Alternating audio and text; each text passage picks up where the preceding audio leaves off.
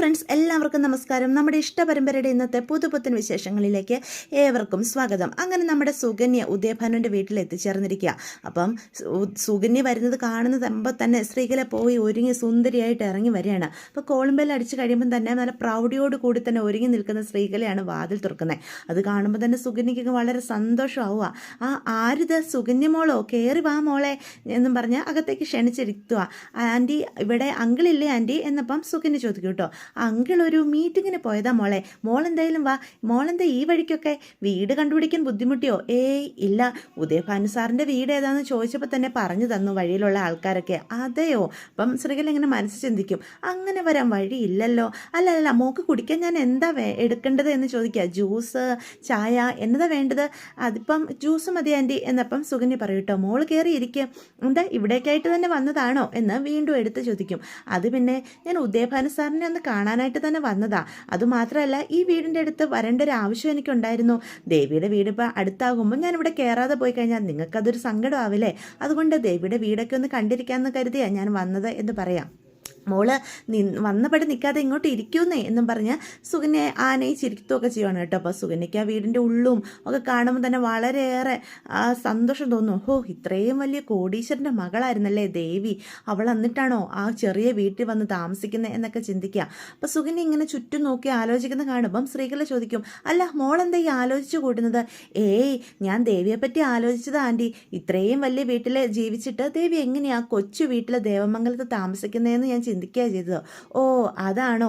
ദേവിമോൾക്ക് എപ്പോഴും പറയും ദേവമംഗലം അവളുടെ സ്വർഗമെന്ന്. അവിടെ കിട്ടുന്ന സന്തോഷം അവൾക്ക് എങ്ങും കിട്ടിയിട്ടില്ലെന്ന്. അതെന്താ ദേവി അങ്ങനെ പറയാം? അവൾക്ക് ഈ ലളിതമായിട്ട് ജീവിക്കുന്നതൊക്കെയാണെന്നേ താല്പര്യം. ഇവിടെ ആണെങ്കിലും എ സിയിലൊന്നും അവൾ കിടക്കുകയല്ലായിരുന്നു.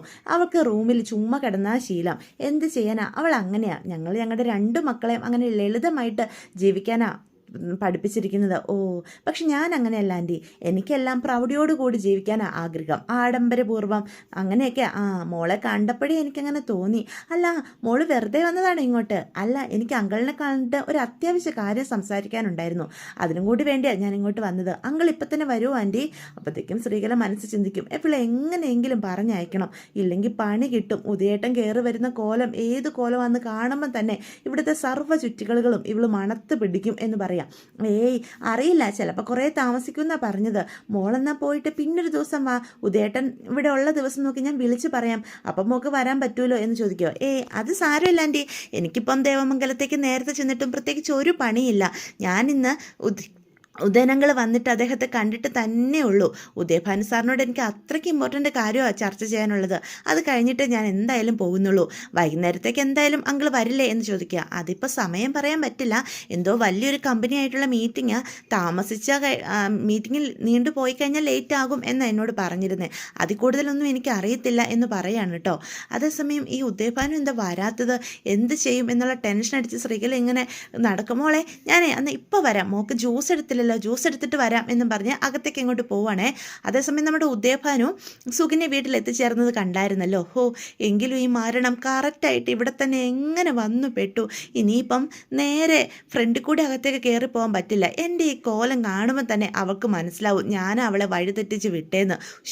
അത്രയ്ക്കും വളഞ്ഞ വഴി പറഞ്ഞു കൊടുത്തിട്ടും ഇവളെങ്ങനെ ഇവിടെ കറക്റ്റ് എത്തിപ്പെട്ടെന്നാ? അല്ല, എൻ്റെ പേര് പറഞ്ഞാൽ ആരും വീട് പറഞ്ഞ് നല്ല രീതിയിൽ കൊടുക്കത്തുമില്ല. അവൾക്ക് വല്ല സത്യങ്ങളും മനസ്സിലായി കാണുമോ? ഉണ്ടാവില്ല. അകത്തെ കാര്യങ്ങളൊക്കെ സ്ത്രീകളെ മാനേജ് ചെയ്തോളും. അവൾ കാണാതെ വേണം ഉള്ളിലോട്ട് എങ്ങനെയെങ്കിലും കയറാൻ എന്നൊക്കെ പറഞ്ഞ് നമ്മുടെ ഉദയഭാനു ഇങ്ങനെ നിൽക്കുകയാണ് കേട്ടോ. പെട്ടെന്ന് സ്ത്രീകളെ നോക്കുമ്പോൾ ഉദയഭാനു മുറ്റത്ത് നിൽക്കുന്ന കാണുവേ. അപ്പോൾ കണ്ണുകൊണ്ട് പിന്നിലോട്ട് വരാനായിട്ടൊക്കെ നമ്മുടെ സ്ത്രീകളെ കാണിക്കും. അങ്ങനെ നമ്മുടെ ഉദയഭാനു ഒരു വിധത്തിൽ നമ്മുടെ സുകന്യയുടെ കണ്ണ് വെട്ടിച്ച് പിൻവാതിൽ വഴി ഉള്ളിൽ പ്രവേശിക്കുക. അപ്പം സ്ത്രീകളെ അങ്ങോട്ട് ചെല്ലുക. എടി അവളിവിടെ കറക്റ്റായിട്ട് വന്നോ? വന്നൂന്നേ, നിങ്ങളെ കണ്ടിട്ടേ ഇവിടുന്ന് പോകുള്ളൂ എന്നും പറഞ്ഞ ഒറ്റ കാലം നിൽക്കുക. ഞാൻ അവളെ ഓടിച്ചു വിടാൻ ആകെന്ന് നോക്കിയതാ, നിങ്ങളോട് എന്തോ അത്യാവശ്യ കാര്യം പറയണമെന്നാണ് പറഞ്ഞത്. അതെയോ? അവളെ ഞാൻ കണ്ടായിരുന്നു. കണ്ടായിരുന്നെന്നോ? അവൾ നിങ്ങളെ കണ്ടോ മനുഷ്യോ? കണ്ടു, ശരിക്കും കണ്ടോ? എടി അങ്ങനെ കണ്ടെങ്കിൽ അവൾ ഇവിടെ വന്ന് ഇങ്ങനെ നിൽക്കുമോ? അവളെ ഞാൻ കണ്ടു, അപ്പം തന്നെ എൻ്റെ മുഖം ഞാൻ മറച്ചു പിടിച്ചു. എന്നോട് അവൾ വഴി ചോദിച്ചത്, ഞാൻ അവൾക്ക് വഴി തെറ്റിച്ചാ പറഞ്ഞു കൊടുത്തത്, കണ്ട ഊടുവഴികളൊക്കെ പറഞ്ഞു കൊടുത്തു. എന്നിട്ടും ആൾ ഇവിടെ തന്നെ കറക്റ്റായിട്ട് വന്ന് പെട്ടല്ലോടി. അതെങ്ങനെയായി കറക്റ്റായിട്ട് മരണങ്ങളൊക്കെ നമ്മുടെ തലേ വരുന്നത് എന്ന് ചോദിക്കുക. എൻ്റെ പൊന്നു മനുഷ്യ, ആ പെണ്ണുങ്ങാനും അടുക്കളയിലേക്ക് വരുന്നതിന് മുന്നേ നിങ്ങൾ അകത്തേക്ക് കയറിപ്പോയി എങ്ങനെയെങ്കിലും ഒന്ന് ഒരുങ്ങി വേഗം വാ, ബിക്കൊക്കെ എടുത്ത് വെച്ചിട്ട് വാ, നിങ്ങളുടെ ഈ കോലം കാണുമ്പോൾ തന്നെ അവൾക്കെല്ലാം മനസ്സിലാവും എന്ന് പറയണേ. അതേസമയം നമ്മുടെ വീട്ടിൽ ദേവി ആകെ ടെൻഷനായിട്ട് ചിരിക്കുകയാണ്. അപ്പം ദേവിയുടെ ദേഹമൊക്കെ വേർക്കുന്നതും ടെൻഷനൊക്കെ കാണുമ്പോഴത്തേക്കും പെട്ടെന്ന് മീനും ഗോമതി കൊണ്ട് ചോദിക്കും, എന്തു പറ്റി മോളെ, എന്താ നിനക്ക് ആകെ ഒരു വെപ്രാളം പോലെ എന്ന് ചോദിക്കുക. ഏയ് ഒന്നുമില്ലമ്മേ, സത്യം പറ, നിനക്ക് എന്തെങ്കിലും ബുദ്ധിമുട്ടുണ്ടോ, നമുക്ക് ഹോസ്പിറ്റലിൽ പോകാം, വെച്ചുകൊണ്ടിരിക്കണ്ട എന്നൊക്കെ ഗോമതി പറയും. എനിക്ക് ഒരു ബുദ്ധിമുട്ടും ഇല്ല എന്ന് പറയും കേട്ടോ. എന്നിട്ട് നമ്മുടെ ദേവിയാണെങ്കിൽ അവിടുന്ന് പയ്യെ എഴുന്നിട്ട് റൂമിലോട്ട് പോകും. ഞാനൊന്ന് കിടന്നിട്ട് വരാം എന്നൊക്കെ പറഞ്ഞ് അവിടെ ചെന്നിട്ട് അവളുടെ ഇഷ്ടദേവൻ കണ്ണൻ്റെ മുന്നിൽ നിലവിളക്ക് കത്തിച്ച് പ്രാർത്ഥിക്കുക. എൻ്റെ കണ്ണ, ഇതുവരെ നീ എന്നെ ഒരു വിധത്തിൽ രക്ഷപ്പെടുത്തി. എൻ്റെ കള്ളങ്ങളൊക്കെ ആനന്ദേട്ടൻ്റെ മുന്നിൽ പൊളിഞ്ഞു പോയെങ്കിലും ഈ കുടുംബത്തിൽ ആരും അറിയാതെ എൻ്റെ ജീവിതം നീ രക്ഷപ്പെടുത്തി മുന്നോട്ട് പോയി. പക്ഷേ ഇവിടെയുള്ള മറ്റുള്ളവരെ പോലെ അല്ല സുകന്യ ചേച്ചി, എന്നോട് ഒരു ദാക്ഷിണ്യം കാണിക്കില്ല. എൻ്റെ വീട്ടിൽ ചെന്ന് കഴിയുമ്പം, എൻ്റെ വീടിൻ്റെ അവസ്ഥ മനസ്സിലാക്കി കഴിയുമ്പം ഇവിടെ വന്ന് സർവ്വസത്യങ്ങളും വിളിച്ചു പറയും. അതോടുകൂടി തീരും. എനിക്ക് ഈ വീട്ടിലുള്ള സ്ഥാനവും സ്നേഹവും ഒക്കെ എനിക്കൊന്നും നഷ്ടപ്പെടുത്തല്ലേ എൻ്റെ കണ്ണ. അറിഞ്ഞുകൊണ്ടല്ലെങ്കിലും എൻ്റെ ഗതികേട് കൊണ്ടല്ലേ ഞാൻ ഇങ്ങനെയൊക്കെ തെറ്റുകൾ ചെയ്യുന്നത്, അല്ലാതെ നിവൃത്തികേടാ. അത് നിനക്കറിയാലോ. എൻ്റെ അച്ഛനും അമ്മയും ഓരോരോ കള്ളങ്ങൾ പറഞ്ഞ് ഇവിടെ എന്നെ കയറ്റിയതെന്ന് നിനക്കറിയാലോ കണ്ണ. എന്നെ കൈവിടല്ലേ എന്നും പറഞ്ഞ് അവൾ ഭയങ്കരമായിട്ട് സങ്കടപ്പെട്ട് കരയുവാണ്. അപ്പം മീനു പെട്ടെന്ന് നമ്മൾ ദേവിക്ക് എങ്ങനെയുണ്ട് എന്ന് അറിയാനായിട്ട് റൂമിലേക്ക് വരുമ്പോൾ ആ ദേവി ഇങ്ങനെ സങ്കടപ്പെട്ടിരിക്കുന്ന കാണുന്നേ. എന്തു പറ്റി എന്നും പറഞ്ഞ് അടുത്തേക്ക് ചെല്ലുമ്പോഴത്തേക്കും പെട്ടെന്ന് ദേവി കണ്ണൊക്കെ തുടച്ച്, ഏയ് ഒന്നുമില്ല എന്ന് പറയും. ഏടത്തിക്ക് എന്തോ ബുദ്ധിമുട്ടുണ്ട്, ഏടത്തി സങ്കടം പറ, ഏടത്തിയുടെ മനസ്സിൽ എന്തെങ്കിലും ബുദ്ധിമുട്ടുകളുണ്ടോ, സങ്കടമുണ്ടോ, നമുക്ക് എന്തുണ്ടെങ്കിലും പരിഹാരം ഉണ്ടാക്കാലോ. ഒന്നുമില്ല മീനു, നിനക്ക് തോന്നിയതാ. പിന്നെ കുഞ്ഞുങ്ങളൊക്കെ ഉണ്ടാകാൻ പോകുമ്പോൾ നമ്മൾ ദൈവത്തിന് കൂടെ അടുത്ത് ജീവിക്കുന്നത് നല്ലതാ. ദൈവനാമങ്ങളൊക്കെ ഉരുവിടുകയും പ്രാർത്ഥിക്കുകയൊക്കെ ചെയ്യുന്നത് വയറ്റിൽ കിടക്കുന്ന കുഞ്ഞിന് വളരെ നല്ലതാണെന്നാണ് ഞാൻ മനസ്സിലാക്കിയിട്ടുള്ളത്. അതുകൊണ്ട് ഇപ്പോൾ ഒന്ന് പ്രാർത്ഥിച്ചെന്നേ ഉള്ളൂ എന്ന് പറഞ്ഞ് നമ്മുടെ മീനുവിൻ്റെ കൂടെ ഹാളിലേക്ക് വരികയാണ് കേട്ടോ. അവിടെ ചെന്നിട്ടും ഇരിപ്പുറയ്ക്കാതെ ദേവിയാണെങ്കിൽ ആകെ വെപ്രാളപ്പെടുക. അപ്പം ദേവിയുടെ മാറ്റമൊക്കെ എല്ലാവരും കാണുന്നുണ്ട് കേട്ടോ.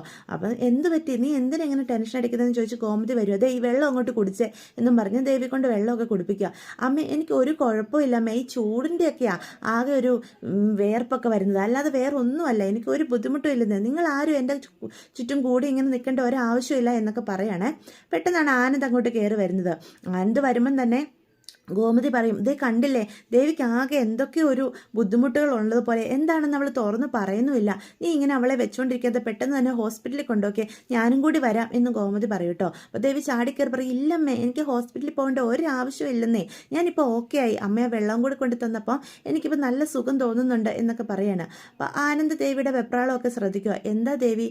അപ്പോഴത്തേക്കും ഇല്ല ഒന്നുമില്ല ആനന്ദേട്ടാ എന്ന് പറയാണ്. അന്നെങ്കിൽ അപ്പോഴത്തേനും ആനന്ദ് പറയും, അമ്മ പേടിക്കണ്ട, ദേവിക്ക് ഈ ചൂടിൻ്റെ ഒക്കെ ആയിരിക്കും, ഞാൻ അവളെ കൊണ്ടുവന്ന് കിടത്തട്ടെ എന്ന് പറഞ്ഞ് ദേവിയും കൊണ്ട് റൂമിലോട്ട് അങ്ങ് പോവാം. അവിടെ ചെന്ന് വാതിലടിച്ച് ചോദിക്കും, എന്തു പറ്റി, നിന്റെ എന്തോ ടെൻഷനുണ്ടെന്ന് എനിക്ക് മനസ്സിലായിട്ടുണ്ട്, നീ കാര്യം പറ എന്ന് ദേവിയോട് ആനന്ദ് ചോദിക്കും.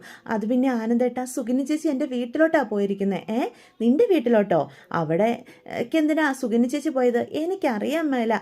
ഇപ്പം അമ്മയെ വിളിച്ച് എൻ്റെ വീട് എവിടെയാണെന്നൊക്കെ വഴി ചോദിച്ചത് എന്നോട് മിത്രയെ പറഞ്ഞത് അതറിഞ്ഞപ്പോൾ തൊട്ട് എനിക്ക് ഒരു സ്വസ്ഥതയില്ല. എൻ്റെ വീട്ടിൽ ചെല്ലുമ്പം തന്നെ അമ്മയുടെ അച്ഛൻ്റെ കോലം കാണുമ്പം തന്നെ സുകന്യ ചേച്ചിക്ക് എല്ലാ സത്യങ്ങളും മനസ്സിലാക്കും. ഇവിടെ വന്ന് എല്ലാം വിളിച്ച് കൂവുകയും ചെയ്യും. അതോടുകൂടി എൻ്റെ ജീവിതം അവസാനിക്കില്ലേ ആനന്ദേട്ടാ? ഞാൻ എന്ത് ചെയ്യും? എടോ, ഞാനില്ലേ തൻ്റെ കൂടെ. താനിങ്ങനെ ടെൻഷൻ അടിക്കാതെ, താനിങ്ങനെ ഓവറായിട്ട് ചിന്തിച്ച് ടെൻഷൻ അടിച്ചു കഴിഞ്ഞാൽ നമ്മുടെ കുഞ്ഞിനെ അത് ബാധിക്കും. നീ എന്താ ദേവി അതിനെപ്പറ്റി ആലോചിക്കാത്തത്? അവിടെ ഒന്നും സംഭവിക്കാൻ പോകുന്നില്ല. തനിക്ക് തൻ്റെ അച്ഛനെയും അമ്മേനെയും വിശ്വാസം ഇല്ലല്ലോ. നിൻ്റെ ഫ്രോഡ് അച്ഛനെയും അമ്മേനെയും എനിക്ക് നല്ല വിശ്വാസമാണ്. എന്തെങ്കിലും തരികട കാണിച്ച് സുകന്യ ചേച്ചിനെ കോടീശ്വരനാണെന്ന് അവർ വിശ്വസിപ്പിച്ചോളും. സുകന്യ ചേച്ചി അതിൽ മൂക്ക് കുത്തി വീഴുകയും ചെയ്യും. എന്നെയും എൻ്റെ അച്ഛനെയും വരെ പറ്റിക്കാൻ ഉള്ള മിടുക്ക് അവർക്ക് എന്തായാലും സുകന്യ ചേച്ചിയുടെ കാര്യത്തിലും എടുക്കാൻ അറിയാം എന്ന് പറയാം. ഏയ് ഇല്ല, അതിപ്പം പെട്ടെന്ന് കയറി ചെല്ലുമ്പം അച്ഛനും അമ്മയും പ്രതീക്ഷിക്കില്ല അവരെ, അതുകൊണ്ട് എനിക്ക് പേടിയാവുക എന്ന് പറയാം. നീ ഒന്നും പേടിക്കണ്ട, അവരൊരു സത്യങ്ങളും മനസ്സിലാക്കാൻ പോകുന്നില്ല. ഇനി മനസ്സിലാക്കിയാൽ തന്നെ അവരെന്ത് പറഞ്ഞ് നിലനിർത്തണമെന്നൊക്കെ എനിക്കറിയാം. നീ സമാധാനപ്പെടു ദേവി. ഇപ്പം നീ അതൊന്നും അല്ല ചിന്തിക്കേണ്ടത്.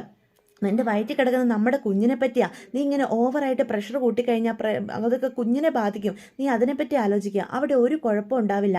നിൻ്റെ അച്ഛനെ അമ്മേനെയൊക്കെ കൈകാര്യം ചെയ്യാനേ എനിക്കറിയാം എന്ന് പറയാണ്. കുഴപ്പമൊന്നും ഉണ്ടാവില്ലായിരിക്കും അല്ലേ? ഒരു കുഴപ്പം ഉണ്ടാവില്ല. നിൻ്റെ അച്ഛനും അമ്മയും സുകന്യ ചേച്ചിയുടെ ഒക്കെ മുന്നിൽ നല്ല കോടീശ്വരരായിട്ട് തന്നെ അഭിനയിച്ച് നിൽക്കുകയും ചെയ്യും, അവരെയും പാട്ടിലാക്കുകയും ചെയ്യും. അല്ലെങ്കിൽ നീ കണ്ടോ, അവരിവിടെ വരുമ്പം തന്നെ നിനക്ക് മനസ്സിലാകും അതെല്ലാം എന്ന് പറയാം. ഇനി എന്തെങ്കിലും രീതിയിൽ സത്യങ്ങൾ മനസ്സിലാക്കിയാൽ നിന്നെ ഞാൻ എന്തായാലും ഒറ്റപ്പെടുത്തില്ല. ആ ഉറപ്പ് ഉറപ്പ് പോരെ നിനക്ക്? എൻ്റെ അച്ഛനും അമ്മയൊക്കെ ആദ്യം ചെറിയൊരു വേദന കാണിച്ചാലും നിന്നെ അവരാരും പൂർണ്ണമായിട്ട് ഒരിക്കലും തള്ളിപ്പറയാനും പോകുന്നില്ല. അത് ഇത്രയും കാലമായിട്ട് നിനക്ക് മനസ്സിലായില്ലേ? എൻ്റെ അച്ഛനും അമ്മയും കൂടപ്പറപ്പുകളൊക്കെ അത്ര പാവമാണ്. അതുകൊണ്ടല്ലേ നിന്റെ കുടുംബത്തിൻ്റെ അഭിനയത്തിലൊക്കെ അവർ മൂക്കും കുത്തി വീണത് എന്ന് പറയൂട്ടോ. അത് കേൾക്കുമ്പോഴത്തേക്കും ദേവിക്ക് ആകെ സങ്കടപ്പെടുക. നീ സങ്കടപ്പെടാനായിട്ട് ഞാൻ പറഞ്ഞതല്ല. നീ എന്തായാലും ഇപ്പം ഇങ്ങനെ ടെൻഷൻ അടിക്കാതെ സമാധാനമായിട്ടിരിക്കുക, ഒരു കുഴപ്പം ഉണ്ടാവില്ല എന്നും പറഞ്ഞാൽ ദേവിനെ അവിടെ കിടത്തു കേട്ടോ. അപ്പം ഗോമതി അങ്ങോട്ട് വരും. എന്തായി ദേവിമോക്ക് ഇപ്പോൾ ക്ഷീണം കുറഞ്ഞോ? ഇപ്പോൾ ഒരു കുഴപ്പമില്ലമ്മേ, അവളുടെ ക്ഷീണമൊക്കെ മാറിയിട്ടുണ്ട്. അവൾ കിടക്കാനായിട്ട് തുടങ്ങുക. അമ്മ ഒരു ടെൻഷനും ഇല്ലാണ്ട് പൊയ്ക്കേ എന്ന് പറയുകയാണ്. എന്നാൽ ഞാൻ ദേവിക്ക് കഴിക്കാൻ ആഹാരം എടുക്കാം എന്നും പറഞ്ഞ് ഗോമതി അടുക്കളയിലേക്ക് പോവാണ് കേട്ടോ. അതേസമയം നമ്മുടെ ഉദയഭാനു ആണെങ്കിൽ മേക്കപ്പ് ഒക്കെ ചെയ്ത് ഒരുങ്ങി പുറത്തോട്ട് അടുക്കള വാതിൽ വഴി തന്നെ പോവാണ് കേട്ടോ. കാരണം ഫ്രണ്ടിൽ കൂടെ കയറി വരണമല്ലോ, പുറത്ത് പോയേക്കുവാണെന്നാണല്ലോ ശ്രീകല പറഞ്ഞിരിക്കുന്നത്. അന്നേരം പെട്ടെന്ന് ജ്യൂസൊക്കെ എടുത്തുകൊണ്ട് ശ്രീകലയും ഹാളിലേക്ക് ചെല്ലുക. മോളെ, ഇതാ മോൾക്ക് ഇഷ്ടപ്പെട്ട ജ്യൂസാണോ എന്നറിയില്ല, കുടിച്ചു നോക്ക് എന്ന് പറയാം. അതിൻ്റെ ചോദ്യം ആൻറ്റി, എനിക്ക് ജ്യൂസുകളൊക്കെ ഭയങ്കര ഇഷ്ടമാണ്. ആൻറ്റിയുടെ കൈകൊണ്ട് ഉണ്ടാക്കി തരുമ്പം അത് പ്രത്യേക ടേസ്റ്റാണ്. ഇത്രയും വലിയ കോടീശ്വരി ആയിട്ടും എനിക്ക് വേണ്ടി സ്വന്തം കൈകൊണ്ട് ജ്യൂസ് ഉണ്ടാക്കി തരിക എന്നൊക്കെ പറഞ്ഞാൽ അത് വലിയ കാര്യം തന്നെയല്ലേ എന്നും പറഞ്ഞ് നമ്മുടെ സുകന്യ അതൊക്കെ കുടിക്കുക. അല്ല അങ്കിള് വരാറായോ ആൻറ്റി? അറിയില്ല, ചിലപ്പം ഇപ്പം തന്നെ വരുമായിരിക്കും എന്ന് ശ്രീകല പറയൂട്ടോ. പെട്ടെന്നാണ് ഉദയഭാനു കയറി വരുന്നത്. ചിലപ്പോൾ ഉദയേട്ടനായിരിക്കും എന്ന് പറഞ്ഞ് വാതിൽ തുറന്നു കൊടുക്കുവാണ്. അപ്പം ഉദയഭാനുവിനെ കാണുമ്പോൾ തന്നെ നമ്മുടെ സുകന്യ എഴുന്നേറ്റ് നിൽക്കുക. ആരിത്, സുകന്യ മോളോ? ഇങ്ങോട്ട് വരുന്ന കാര്യമൊന്നും പറഞ്ഞില്ലായിരുന്നല്ലോ എന്ന് അപ്പോൾ ഉദയഭാനു ചോദിക്കും. അത് പിന്നെ അങ്കിളിനെ പോലെ വലിയൊരാളെ ഇങ്ങോട്ട് വിളിച്ചു പറഞ്ഞിട്ടൊക്കെ വരുന്ന മോശമല്ലേ? അങ്കിളിനെ കാണണമെന്ന് എനിക്കൊരു ആഗ്രഹം ഉണ്ടായിരുന്നു. അതുമാത്രമല്ല അങ്കിളിനോട് ഒരു വലിയ കാര്യം സംസാരിക്കാനും ഉണ്ട്. അതുകൊണ്ടാണ് ഞാൻ ഇങ്ങോട്ട് വന്നത്. അതെയോ? ദേവിമോൾ എന്ന് വിളിച്ചപ്പോൾ പോലും പറഞ്ഞില്ല സുകന്യ വരുന്ന കാര്യം അല്ലേ ശ്രീകലേ എന്ന് ചോദിക്കും.